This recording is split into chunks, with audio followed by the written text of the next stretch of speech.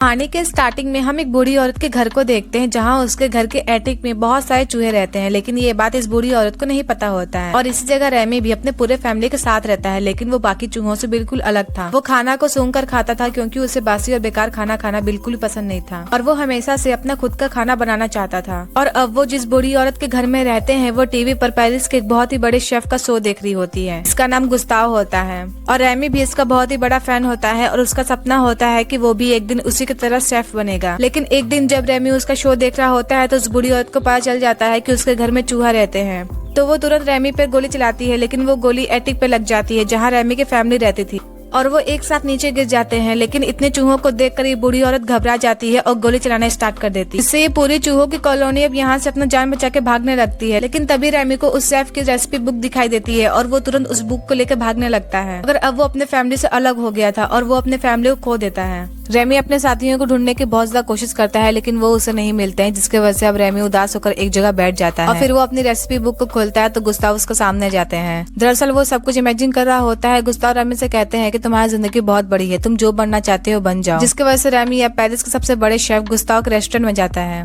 जहाँ एल्फ्रेडो नाम का लड़का जॉब के लिए आता है और उसे सफाई का काम भी मिल जाता है। लेकिन जब वो किचन में सफाई कर रहा होता है तो गलती से उसे सूप गिर जाता है, जिससे वो बहुत ज्यादा घबरा जाता है। इसलिए वो सूप की क्वांटिटी सही करने के लिए उसमें अजीबोगरीब सामान डालने लगता है ताकि सूप पहले की तरह पूरा हो जाए। और ये सब कारनामा रेमी ऊपर से देख रहा होता है और उसके साथ वो इमेजिनरी गुस्ताव भी होता है जिसे वो हमेशा देखा करता है। और रेमी को ये सब देखकर बहुत ज्यादा गुस्सा आ रहा होता है क्योंकि अल्फ्रेडो ने पूरे सूप को बेकार कर दिया था। लेकिन तभी रेमी पानी में गिर जाता है और वो उस पानी से बाहर निकलकर इधर उधर भागने लगता है, मगर तभी उसे सूप की खुशबू आती है जिससे वो समझ जाता है कि अल्फ्रेडो ने पूरे सूप को खराब कर दिया है। इसलिए अब रेमी ही खुद ही उस सूप को बनाने लगता है। रेमी उसमें कई तरह का इंग्रेडिएंट्स और मसाले भी डालता है, लेकिन तभी अल्फ्रेडो उसे ऐसा करते हुए देख लेता है और वो तुरंत रेमी को पकड़ लेता है। मगर इसी दौरान यहाँ पे हेड शेफ भी आ जाता है और वो अल्फ्रेडो को डांट रहा होता है कि तब से यहाँ पे एक वेटर आके उस सूप को यहाँ से ले जाता है और जब इस सूप को टेस्ट किया जाता है तो वो आज तक का सबसे बेहतरीन सूप बना हुआ होता है।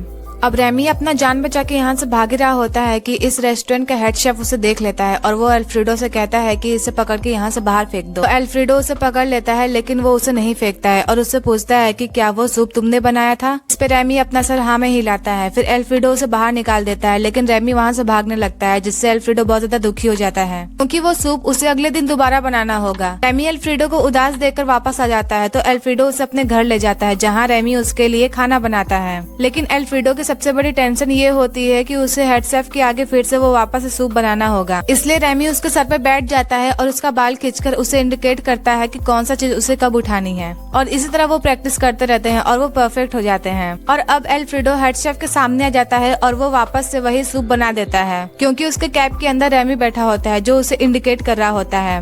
और रेमी की वजह से ही अल्फ्रेडो को अब यहाँ साफ सफाई की नौकरी की जगह उसे जूनियर शेफ की नौकरी मिल जाती है।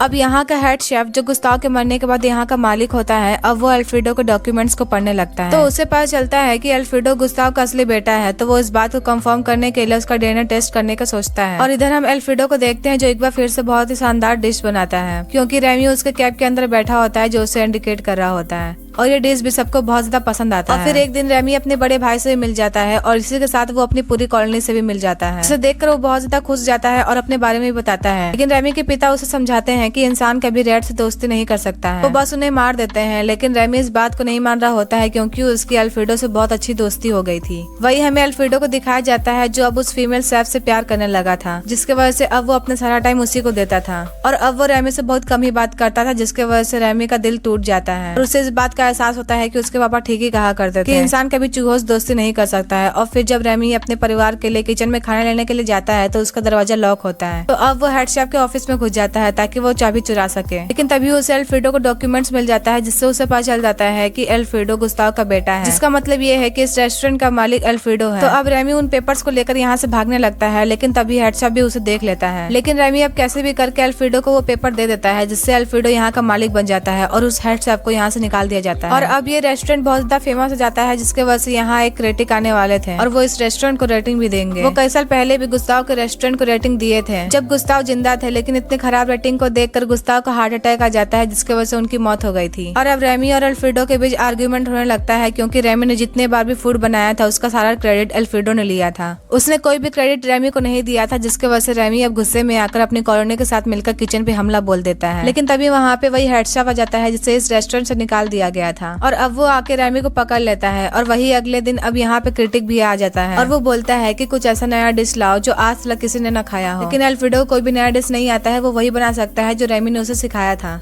और इधर हम रेमी के डैड और उसके बड़े भाई को देखते हैं जो उस हेड शेफ के चंगुल से उसे छुड़ा लेते हैं और रेमी को अब एहसास होता है कि अल्फ्रेडो को उसकी जरूरत है, तो वो भागकर किचन में जाता है। लेकिन तभी बाकी लोग भी रेमी को देख लेते हैं और उसे मारने के लिए आगे बढ़ते हैं, लेकिन तभी वहाँ पे अल्फ्रेडो बीच में आ जाता है और वो सबको रेमी के बारे में बता देता है कि मैंने जितने भी बार डिशेस बनाई है दरअसल ये मैंने नहीं, रेमी ने बनाई थी और रेमी ही असली शेफ है। लेकिन यहाँ पे जितने भी लोग होते हैं वो सब सैड हो जाते हैं क्योंकि अल्फ्रेडो ने उन सबको धोखा दिया था और वो फीमेल शेफ भी यहाँ से ली जाती है। लेकिन उसे गुस्ताव का डायलॉग याद आता है जो वो हमेशा कहा करते थे कि एनीवन कैन कुक, और अब वो अल्फ्रेडो की मदद करने के लिए वापस आ जाती है और अब रेमी भी अपनी पूरी फैमिली को यहाँ बुला लेता है और सारे मिलकर काम करने लगते हैं और वो एक बेहतरीन डिश बनाते हैं। और जब इस डिश को क्रिटिक टेस्ट करता है तो वो अपने बचपन में चला जाता है जहाँ उसकी मॉम ने भी ऐसे डिश उसे खिलाई थी और अब वो अल्फ्रेडो से कहता है कि मैं उस शेफ से मिलना चाहूंगा जो इसने इस डिश को बनाया है। तो अल्फ्रेडो उसके सामने रेमी को लाता है और उसे बताता है कि ये डिश रेमी ने बनाई है और क्रिटिक को भी इस बात से कोई फर्क नहीं पड़ता है कि रेमी एक रैट है क्योंकि आज से पहले उसने इतनी अच्छी डिश कभी नहीं खाई थी और वो इस रेस्टोरेंट को बहुत अच्छी रिव्यू देता है और इसी के साथ रेमी अब शेफ भी बन जाता है और ये मूवी यही एंड हो जाती है। Thanks for watching.